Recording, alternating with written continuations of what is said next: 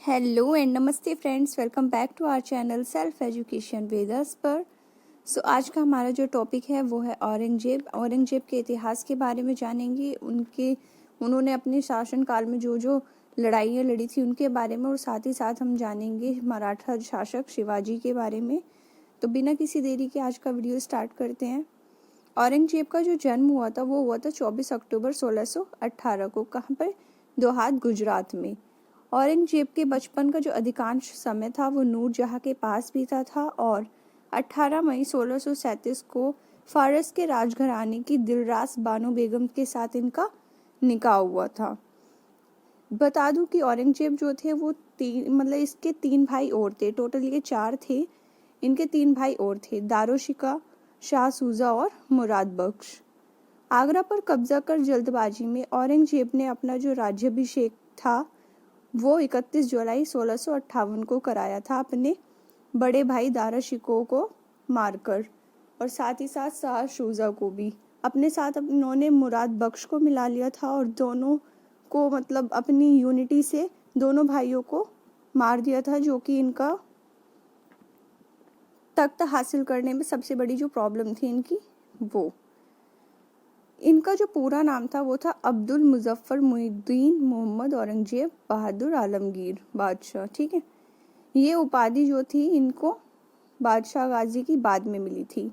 देवराई के युद्ध में सफल होने के बाद 15 मई 1659 को औरंगजेब ने दिल्ली में प्रवेश किया और शाहजहाँ के शानदार महल में 5 जून 1659 को ही दूसरी बार अपना राज्याभिषेक करा दिया था, जब इनके भाई की डेथ हो गई थी तब।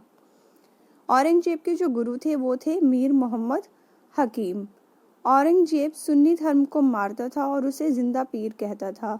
ये जो था अपने धर्म के प्रति कट्टरपंथी पर विश्वास करता था। दारा शिकोह जी जो थे वो हिंदू धर्म के बारे में भी भली भांति जानते थे और उसकी रिस्पेक्ट किया करते थे। तो इन्होंने दारा शिकोह के खिलाफ जनता में भड़काव पैदा करने की कोशिश की कि यह जो है धर्म विरोधी है। ठीक है, जयसिंह और शिवाजी के बीच जो थी वो पुरंदर की संधि कब हुई थी? 22 जून 1665 को। मई 1666 में आगरा के किले के दीवाने आम में औरंगजेब के समक्ष कौन उपस्थित हुए थे? शिवाजी। यहाँ शिवाजी को उन्होंने कैद कर जयपुर भवन में रखा था। और साथ ही बता दूं कि इन्होंने जो मराठा शासक थे शिवाजी, छत्रपति शिवाजी, उनको 3 महीने तक कैद करके रखा था, बट वो फिर भी इनके नाक के नीचे से निकल गए थे। साथ ही साथ इस्लाम नहीं स्वीकार करने के कारण इन्होंने जो गुरु टेग बहादुर थे, सिखों के 9वें गुरु, उनकी भी जो थी हत्या दिल्ली में करवा दी थी 1675 में। औरंगजेब ने 1689 में जजिया कर को पुनः लागू कर दिया था। इन्होंने फिर से हिंदुओं पे जो था वो टैक्स लगा दिया था। उनकी यात्राओं पे वो कहीं भी मंदिर में जो थे पूजा पाठ नहीं कर सकते थे, संगीत नहीं गा सकते थे, बजा नहीं सकते थे कुछ भी। तो इन्होंने क्या किया था कि सब पर जजिया कर लगा दिया था और जो संगीत से रिलेटेड सारी चीज़ें थी उन पे प्रतिबंध कर दिया था, जबकि ये खुद एक वीणा बजाने में बहुत ही निपुण कलाकार थे। यह गैर मुसलमानों से लिया जाने वाला कर था। जजिया कर के बारे में बता दूं थोड़ा सा, किंतु ब्राह्मण, संत, वृद्ध, निर्धन, पागल, अल्पवयस्क और स्त्रियों से यह नहीं लिया जाता था। भारत में सर्वप्रथम मीर कासिम ने 712 ईस्वी में सिंध विजय प्राप्त करने के बाद जजिया की वसूली स्टार्ट की थी और फिरोज तुगलक ने ब्राह्मणों से भी जो था जजिया वसूल किया था। मुगल काल में बाबर एवं हुमायूं के काल में जजिया जो था प्रचलित था, लेकिन अकबर ने क्या कर दिया था, इसको बंद कर दिया था 1564 में। लेकिन औरंगजेब ने क्या किया, 1689 में फिर से जो था जजिया कर स्टार्ट कर दिया। और सबसे पहले कहाँ से स्टार्ट किया उन्होंने? मारवाड़ में। तत्पश्चात क्या हुआ, राज्य के अन्य भागों से भी ये टैक्स जो था वसूला जाने लगा और जजिया की अंतिम रूप से समाप्ति जो हुई थी वो हुई थी मोहम्मद शाह के टाइम में 1720 में। औरंगजेब ने बीबी का मकबरा का जो निर्माण था वो 1689 में कराया था। कहाँ पे? औरंगाबाद, जो कि महाराष्ट्र में है, जिसको अब संभाजी नगर के नाम से जाना जाता है। हालांकि ये कभी अपनी राजधानी दिल्ली चाह ही नहीं पाया। एक बार वहाँ से निकलने के बाद, जब से इन्होंने दक्कन पे अपना कब्जा जमाने की कोशिश की थी। काफ़ी बार की ट्राई करने के बाद भी ये दक्कन पर जो था अपना आधिपत्य स्थापित नहीं कर पाए। औरंगजेब के समय में जाट विद्रोह का जो नेतृत्व था वो गोकुला एवं राजा राम ने किया था। राजा राम जो थे वो उसके संभाजी के बेटे थे। 1670 में तिलपत की लड़ाई में जाट परास्त हुए और गोकुल में मौत के घाट उनको उतार दिया गया। 1670 में तिलपत की लड़ाई में जाट परास्त हो गए और गोकुल को मौत के घाट उतार दिया गया था। ये भी जो थे मराठा कम्युनिटी के एक बेहतरीन शासक थे। इसके बावजूद जाटों ने 1685 में राजा राम के नेतृत्व में पुनः विद्रोह किया और इन जाटों ने सिकंदरा में स्थित अकबर के मकबरे को भी लूट लिया था। भरतपुर राजवंश की नींव औरंगजेब के शासनकाल में जो थी जाट नेता एवं जो राजा राम थे उनके भतीजे चूड़ामन ने डाली थी।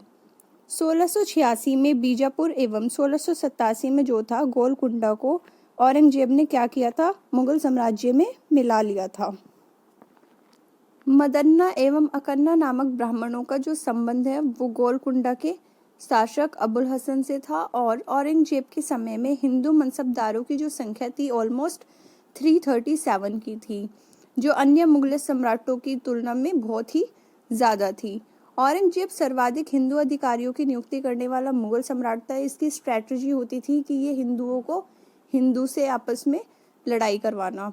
औरंगजेब का जो पुत्र था अकबर, उसने दुर्गादास के बहकावे में आकर अपने पिता के खिलाफ विद्रोह किया और वो जो थे हिंदुओं की पार्टनरशिप में आ गए थे मराठाओं की।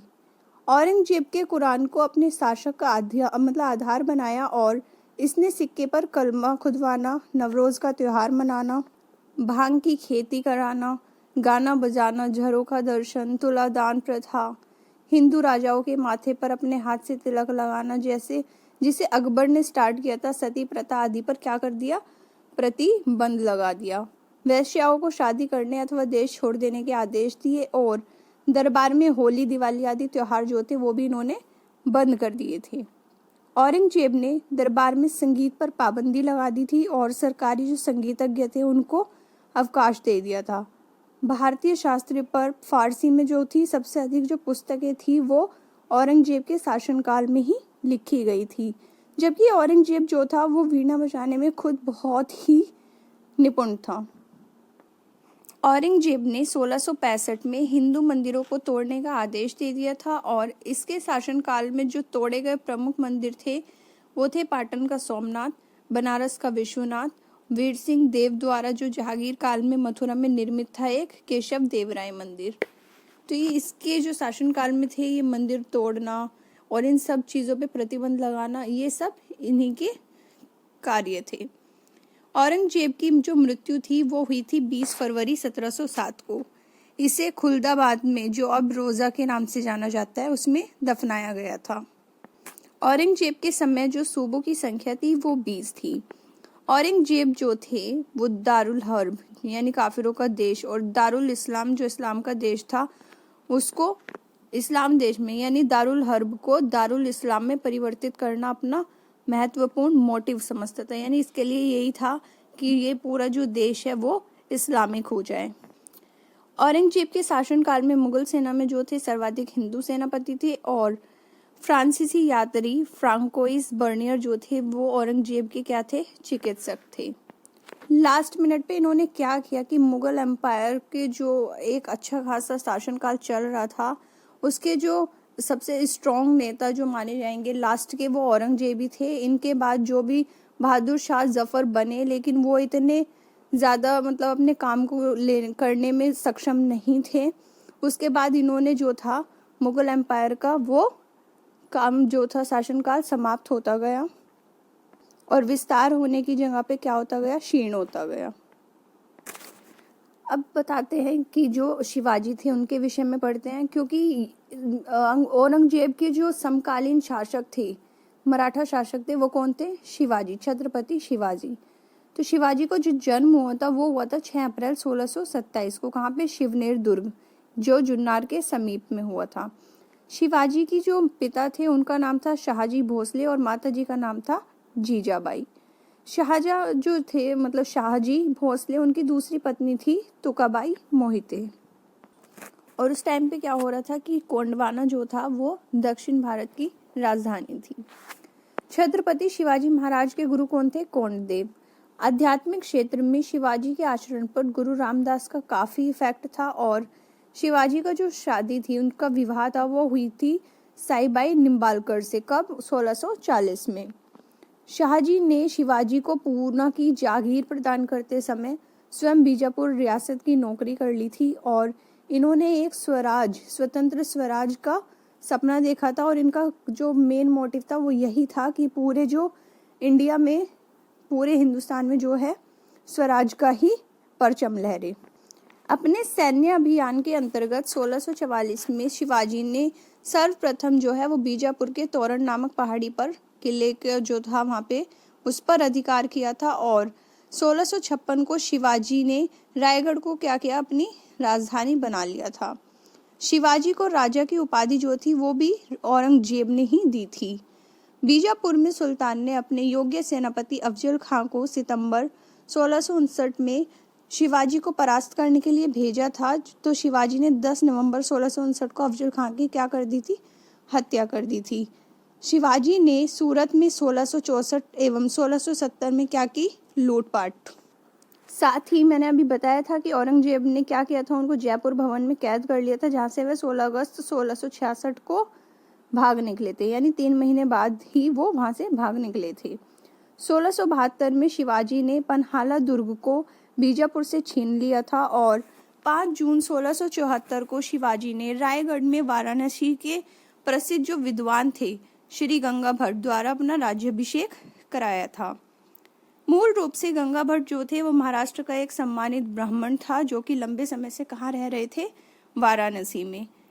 कर्नाटक अभियान जो है वो 1676 में शिवाजी का जो था अंतिम अभियान था और इन्होंने 1678 में जिंजी का किला जो था वो विजय किया था, जो कि इनकी अंतिम विजय थी। छत्रपति शिवाजी जो थे वो औरंगजेब से 12 साल छोटे थे, ठीक है। मात्र 53 वर्ष की आयु में 3 अप्रैल 1680 को शिवाजी की मृत्यु हो गई थी। उन्हें एक लंबी बीमारी के चलते ही उन्होंने अपने प्राण त्याग दिए थे। इनका अंतिम संस्कार राजा राम, जो कि दूसरी पत्नी सोयरा बानो के पुत्र थे, उन्होंने संपन्न किया था और इनकी मृत्यु के समय जो था संभाजी थे वो पन्हाला के कैद में किले की, मतलब जो पन्हाला का फोर्ट था, किला था, उसमें कैद थे। शिवाजी के मंत्रिमंडल को अष्टप्रधान कहा जाता है। अष्टप्रधान में पेशवा का जो पद होता है वो क्या होता है? सबसे इम्पोर्टेंट और सम्माननीय, रिस्पेक्टेबल होता है। शिवाजी ने दरबार में मराठों जो मराठी भाषा थी उसी का यूज किया करते थे और शिवाजी की सेना में 3 मुख्य भागों में जो थी डिवाइड थी। एक जो नियमित घुड़सवार थे, दूसरे अस्थायी घुड़सवार थे और तीसरी पैदल सेना। शिवाजी को तोपें अंग्रेजों ने प्रदान की थी और मैं बता दूं कि जो तोपों का मतलब स्टार्ट हुआ था वो औरंगजेब और शिवाजी के ही शासनकाल में स्टार्टिंग हुई थी। मराठा राज्य के अंतर्गत 2 प्रकार के क्षेत्र होते हैं। एक स्वराज, जो कि क्षेत्र प्रत्यक्ष रूप से मराठों के नियंत्रण में होते थे, उन्हें स्वराज क्षेत्र कहा जाता था, जो कि इनका मेन मोटिव था कि यही करना है। और सेकंड था मुगतई, ये वह क्षेत्र था जिसमें वे चौथ या सरदेशमुखी वसूल किया करते थे। शिवाजी की कर व्यवस्था जो थी मलिक अंबर की कर व्यवस्था पर आधारित थी और शिवाजी ने रस्सी द्वारा माप की व्यवस्था के स्थान पर काठी या मानक छड़ी का प्रयोग जो था वो स्टार्ट कर दिया था। शिवाजी ने 1689 में अन्नाजी दत्तो द्वारा व्यापक भूमि सर्वेक्षण कराया और शिवाजी के समय में जो था वो कुल उपज का 33% भाग जो था वो राजस्व के रूप में वसूला जाता था, जो कि कितना हो गया था? बढ़कर 40%। शिवाजी ने मुगल व्यापारी केंद्र सूरत को जो था वो 2 बार लूटा था। कब कब? 1664 में और 1670 में। औरंगजेब के साथ में जो थे एक हिंदू मराठा शासक थे उदयभान, जो इनकी तरफ से रिप्रेजेंटेटिव थे, जिनका जो हुआ था संभाजी का और उदयभान की बहुत फाइट हुई थी, जिसमें ये दोनों आपस में फाइट करने के बाद मर गए थे। सबसे पहले जो था संभाजी ने उनकी तोप के साथ ही उन्हें नीचे गिरा दिया था, जिससे मतलब उदय भान जो था वो मर गया था।